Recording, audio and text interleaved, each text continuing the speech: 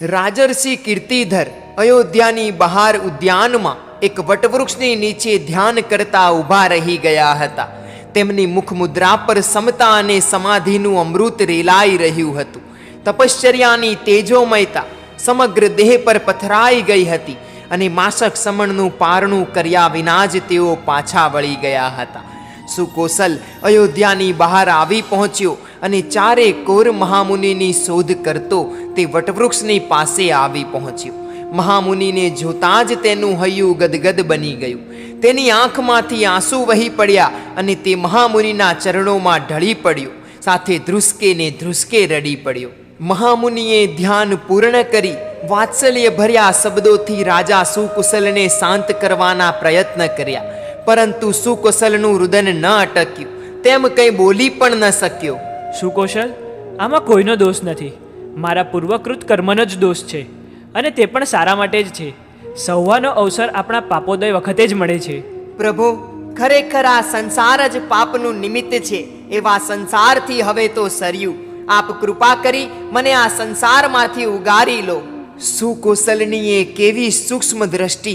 તેણે માતાનો દોષ ન જોયો, પરંતુ માતા પાસે ભૂલ કરાવનાર જે સંસાર અને એ જ સંસારની વાસનાઓ, એનો દોષ જોયો. જ્યાં સુધી જીવ સંસારની ભૌતિક વાસનાઓ પર વિજય ન મેળવે ત્યાં સુધી એ ભૂલો કરતો જ રહેવાનો છે, ગુના કરતો જ રહેવાનો છે. જીવને ગુનો કરતો અટકાવવા માટે સંસારના વિષયોની વાસનાઓ ઓછી કરવી જ રહી, નામ શેષ કરવી જ રહી. વિશ્વ પર આધ્યાત્મવાદ આ જ કામ કરી રહેલ છે.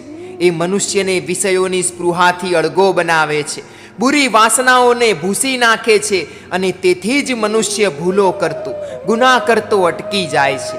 તેથી માનવ સૃષ્ટિમાં શાંતિ અને સુખનું વાતાવરણ સર્જાય છે. અધ્યાત્મવાદ સિવાય મનુષ્યને કોઈ જ વાસના વિનાશથી પ્રેરણા અને પ્રોત્સાહન આપી શકે એમ નથી, અને તે સિવાય અન્યાય, અનીતિ, દુરાચારો અટકે એમ નથી. સુકોસલ યુવાન હતો, અયોધ્યાના વિશાળ રાજ્યનો અધિપતિ હતો, છતાં તેના હૃદય પર અધ્યાત્મવાદની પકડ હતી. તેની દ્રષ્ટિમાં જ્ઞાનની જ્યોતિ હતી, અને તે જ જ્યોતિથી તે જગતના પ્રસંગોને વાસ્તવિકતાની ભૂમિકાએ જોઈ શકતો હતો. અને ખરેખર સહદેવીનો શું ગુનો હતો? તેણે તો પુત્ર સ્નેહની વાસના સતાવતી હતી, અને એ વાસનાએ એને રાજર્ષિ પર દ્વેષ કરાવ્યો. આમને જોઈને પુત્ર પણ ચારિત્ર લઈ લેશે, પછી મારું કોણ? ખરેખર તો વાસના ગુનેગાર હતી. સહદેવીનો આત્મા તો નિમિત્ત માત્ર હતો. રાજમહેલમાં કોલાહલ મચી ગયો. દાસ દાસીઓ દ્વારા વાત આખા મહેલમાં વ્યાપક બની ગઈ. સહદેવી પર છુપી રીતે સહુ તિરસ્કાર વરસાવવા લાગ્યા, પરંતુ રાજમાતાને કોણ કહી શકે? સહદેવીને પણ ખબર પડી ગઈ કે સુકોસલને રાજર્ષિના આગમનની જાણ થઈ ગઈ છે, અને તરત જ તે અશ્વારૂઢ બનીને ગામની બહાર દોડી ગયો છે. તે હાંફળી ફાંફળી બની ગઈ, અને તેણે તરત જ મંત્રી ગણને બોલાવ્યો, અને પોતે સુકોસલની પત્ની ચિત્રમાલાની પાસે દોડી ગઈ. ચિત્રમાલા એક સાત્વિક અને પતિવ્રતા સન્નારી હતી. સુકોસલના અધ્યાત્મવાદી આત્માથી તે સુપરિચિત હતી. તેથી તેના હૈયામાં આનંદ હતો, કારણ કે એ પણ એમ જ માનતી હતી કે આ જીવનમાં જો પુરુષાર્થ કરવા જેવો હોય તો તે આત્મકલ્યાણ માટે જ કરવા જેવો છે. પરંતુ હાલ તે ગર્ભવતી બનેલી હતી. ચિત્રમાલા, ગજબ થઈ ગયું. તને ખબર પડી? ના માતાજી. રાજર્ષિ અયોધ્યામાં પધાર્યા છે. સુકોશલને ખબર પડી, તે રાજર્ષિ પાસે દોડી ગયો છે. હવે માતાજી, આપ ચિંતા ના કરો, હું હમણાં જ જાઉં છું, તેમને વિનવીશ. પણ નહીં માને તો? તો એમના પર અમારો અધિકાર ક્યાં છે? એમનો અમારા પર અધિકાર છે. સહદેવી ચિત્રમાલાને જોઈ રહી, અને ત્યાં જ દાસી આવીને કહી ગઈ કે મહામંત્રી વગેરે આવી ગયા છે. સહદેવી ચિત્રમાલાને પરિવાર સાથે સુકોસલ પાસે જવાનું કહી પોતે પોતાના આવાસમાં પહોંચી. મહામંત્રીજી, આપે બધી વાત જાણી તો હશે જ. આપે શું વિચાર્યું? મને એમ લાગે છે કે મહારાજા રાજર્ષિ પાસેથી પાછા નહીં આવે. સાંભળતાની સાથે જ સહદેવીની આંખમાંથી આંસુ ટપકી પડ્યા. માતાજી, આપ ચિંતા કે શોક ન કરો. અયોધ્યાના રાજકુળની આ તો અનંતકાળથી ચાલી આવતી રીતિ છે. પરંતુ રાજ્ય સિંહાસન ખાલી પડે તેનું શું? બસ તેમને રોકવા માટેનો આ જ એક ઉપાય છે. તેમની સામે આ પ્રશ્ન મૂકીએ અને જો તે રોકાઈ જાય તો જુદી વાત છે. તો પછી આપ સહુ તરત જ જાઓ અને સમજાવો. મહામંત્રી રાજ્યના મુખ્ય અધિકારીઓને લઈને રાજર્ષિ કીર્તિધરની પાસે પહોંચ્યા અને તેમની જ પાછળ અયોધ્યાના હજારો સ્ત્રી પુરુષો પોતાના પ્રિય રાજર્ષિના દર્શન કરવા દોડી ગયા. સહુ ગયા, પરંતુ સહદેવી ન ગઈ. એનું ચિત્ત દ્વેષની જ્વાલાઓથી સળગી ઉઠ્યું હતું અને રાજર્ષિ કીર્તિધર પર તેણે મનોમન ભારે રોષ ઠાલવ્યો. પરંતુ એ રોષ અગ્નિ કીર્તિધરને કંઈ જ ન કરી શક્યો, બલકે સહદેવીની સમતા સમાધિને જ ભરખી ગયો. શું કરું? રાજર્ષિને તો મેં નગર બહાર કઢાવી મૂક્યા, પરંતુ છોકરો જ બુદ્ધિ વિનાનો હોય અને કૃતજ્ઞ હોય તેનું શું થાય? એ મૂર્ખને મારો વિચાર પણ નથી આવ્યો. મેં તેને સહાય કરી, તેને સારામાં સારી કન્યા શોધીને પરણાવ્યો. આ બધા ઉપકારો તે ભૂલી ગયો અને સાધુ બની જવા હાલી નીકળ્યો. સહદેવીની આંખમાંથી આગ વરસવા લાગી. તેણે દાંત પીસ્યા, બે હાથને જોરથી દબાવ્યા. રાજર્ષિ કીર્તિધરને અને રાજા સુકુશલને જાણે પીસી નાખવાની દ્રષ્ટિ વાસનામાં રમી રહી હતી. રાગ અને દ્વેષની કેવી ક્રૂર રમત ચાલી રહી છે. ક્ષણો પહેલા જે પુત્ર પરના સ્નેહને વશ બની પોતાના પતિ રાજર્ષિને નગર બહાર કાઢી મુકાવ્યા, તે જ પુત્ર પર અત્યારે તે વિચારો સિવાય કંઈ જ કરી શકવા સમર્થ નથી. માટે જ એટલેથી અટકી. બાકી જો સંયોગો હોય તો રાગ અને દ્વેષ જીવ સાથે ઘોર દારૂણ વર્તાવ કરાવતા અચકાય નહીં. ચિત્રમાલા રથમાં બેસીને પરિવાર સાથે ઝડપથી નગરની બહાર આવી પહોંચી. વટવૃક્ષને થોડે દૂર રથને થંભાવી ચિત્રમાલા નીચે ઉતરીને મર્યાદાપૂર્વક વિનય સહિત મહામુનિની સમક્ષ આવી. વિધિપૂર્વક વંદન કરી તે યોગ્ય જગ્યાએ બેસી. એની પાછળ પરિવાર પણ બેસી ગયો. મહારાજા સુકોસલ મહર્ષિના ચરણ પકડીને બેઠા હતા. ત્યાં મૌન પથરાયું. કોઈ કાંઈ બોલતું નથી અને ત્યાં જ મહામંત્રી મંત્રીમંડળ સાથે આવી પહોંચ્યા. રાજર્ષિને વંદન કરી તેઓ મહારાજા સુકોસલની સામે વિનયપૂર્વક બેઠા. પ્રભુ, આપે અયોધ્યામાં પધારી અમારા પર મહાન કૃપા કરી. અજ્ઞાન સેવકોએ આપને ઓળખ્યા નહીં. આપની સાથે અનુચિત વર્તાવ કર્યો. આપ તો કૃપાના સાગર છો. અમારી ભૂલને ક્ષમા કરો. મહામાતીએ અંજલિ જોડીને ક્ષમા યાચના કરી અને મહામુનિના મુખ પર આછેરું સ્મિત રમી ગયું. પ્રભુ, સહાયક સેવકો નથી થયા, મારી માતા થઈ છે. કૃપાનાથ, એમાં પણ આપના પ્રત્યેનો માતાનો સ્નેહ જ નિમિત્ત બન્યો છે. એ સ્નેહ સાચો નથી મહામંત્રી, પરંતુ સ્વાર્થ છે. સંસારમાં સાચો સ્નેહ હોય ક્યાંથી? સંસાર નામ જ એનું કે જ્યાં સ્વાર્થ સાધવાની જ રમતો રમાતી હોય. માટે ખરેખર તો સંસાર વાસ જ સર્વ પાપોનું કારણ છે. મારે હવે આ સંસારથી સર્યું. હું તો સંસારનો ત્યાગ કરી પિતાજીના ચરણોમાં જીવન અર્પણ કરવા તૈયાર થયો છું. નાથ, પણ આમ રાજ્યને રઝળતું મૂકી આપ ચારિત્ર લેવું યોગ્ય નથી. રાજા વગરની રાજ્યની શી સ્થિતિ થાય તે શું આપ નથી જાણતા? મહારાણી ચિત્રમાલાએ ગદગદ સ્વરે સુકોસલને વિનંતી કરી. દેવી, રાજ્યનો વારસદાર ગર્ભસ્થ છે, એટલે રાજ્ય સનાથ જ છે. હું ગર્ભસ્થ પુત્રનો રાજ્યાભિષેક કરીશ. પરંતુ આપ પિતાજીનો જ વિચાર કરો. તેઓએ આપણું રાજ્યાભિષેક કરી પછી જ ચારિત્ર સ્વીકાર્યું હતું. ચિત્રમાલાએ રાજર્ષિની સામે જોઈને સુકોસલને વિનંતી કરી. તમારી વાત સાચી છે. હું પણ પુત્રનો રાજ્યાભિષેક કરાવવા માંગુ છું. તફાવત એટલો છે કે મારો જન્મ થયા પછી પિતાજીએ રાજ્યાભિષેક કર્યો હતો અને હું ગર્ભસ્થ પુત્રનો રાજ્યાભિષેક કરવા માંગુ છું. આપ થોડાક વર્ષ રહી જાઓ એવી મારી નમ્રતા ભરી વિનંતી છે. તમે શોક ન કરો. તમે મારા અંતર આત્માથી પરિચિત છો. મારું દિલ સંસારવાસમાં હવે રહી શકે એમ નથી. હવે એક ક્ષણ પણ મને આકરી લાગી રહી છે. એકાંતે આત્મપરાયણ બનીને કર્મોના બંધનો તોડીને પરમપદને પ્રાપ્ત કરી લેવાની તીવ્ર ભાવના જાગી ઉઠી છે. હવે મને સંસારવાસમાં રોકીને તમે મને સુખી કરી શકશો? તમને પણ હું શું સુખ આપી શકીશ? સુકોસલે ચિત્રમાલાની સામે જોયું અને અત્યાર સુધી મૌન રહીને સાંભળી રહેલા રાજર્ષિએ મધુર વાણીમાં ચિત્રમાલાને કહ્યું, હે ભાગ્યવંતી, સુકૌશલના શ્રેયના માર્ગમાં તમારે એનો સાથ આપવો જોઈએ. પરમાત્મા જીનેશ્વર દેવના શાસનને સમજેલા આત્માનું એ જ કર્તવ્ય છે. બસ હવે ચિત્રમાલાને કંઈ જ બોલવાનું સૂઝ્યું નહીં. તેણે મહર્ષિને અંજલિ જોડીને તેઓ શ્રીનું વચન સ્વીકારી લીધું. મંત્રી વર્ગે પણ મૌન રહીને પોતાની અનુમતિ પ્રદર્શિત કરી. એકઠા થયેલા હજારો નર નારીઓ તો પોતાના લાડીલા યુવાન મહારાજાને ચારિત્ર લેવા તૈયાર થયેલા જોઈને ચોધાર આંસુએ રડી પડ્યા. મહારાજા સુકોસલે ત્યાં સહુને જીવનના મહાન કર્તવ્યને સમજાવ્યું, આત્મતત્વની ઓળખ કરાવી, કર્મના બંધનોથી મુક્ત કરવાની પ્રેરણા આપી અને ત્યાં જ ગર્ભસ્થ પુત્રનો રાજ્યાભિષેક કરીને મહારાજા સુકોસલે રાજર્ષિ કીર્તિધર પાસે સંયમ સ્વીકારી લીધું. દીક્ષાના સમાચાર વાયુ વેગે સહદેવીને મળી ગયા અને તે ધરણી પર ઢળી પડી. દાસીઓએ શીતળ જલનો છંટકાવ કરીને વાયુના વીંઝળા ઢાળીને સભાન કરી, પરંતુ તેનું કલ્પાંત મંદ ન પડ્યું. ક્ષણે ક્ષણે, દિવસે દિવસે અને મહિને મહિને કલ્પાંતની વેદના વધતી ગઈ. ચિત્રમાલાએ ઘણું આશ્વાસન આપ્યું, પરંતુ બધું જ નિષ્ફળ. મંત્રીમંડળે વારંવાર સમજૂતી કરી, પરંતુ માત્ર નિરાશા. એ ઝૂરતી જ રહી. તેણે ખાવાનું ત્યજી દીધું, નહાવાનું ત્યજી દીધું, ફરવાનું ત્યજી દીધું. ક્યારેક તો તે રાગાકુલ બની પુત્ર સુકોસલને યાદ કરતી હૈયા ફાટ રુદન કરવા લાગી. ક્યારેક દ્વેષ પ્રચંડ બની જતા અંગે અંગમાંથી સુકોસલ પર અગ્નિ વર્ષા કરવા લાગી.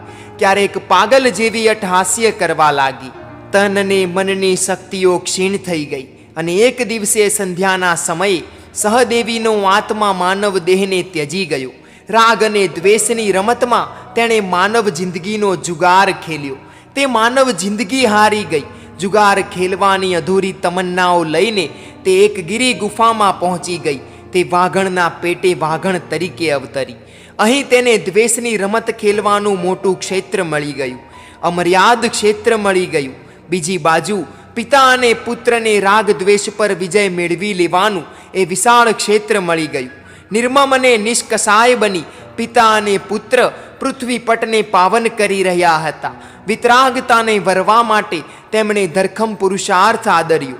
તેમણે તનને તપશ્ચર્યામાં રોકી અને મનને ધ્યાનમાં પરોવી દીધું. અયોધ્યાના રાજેશ્વરો અને ધરાતલના યોગીશ્વરો ભારતને નિવૃત્તિ માર્ગની શ્રેષ્ઠતા બતાવી રહ્યા હતા.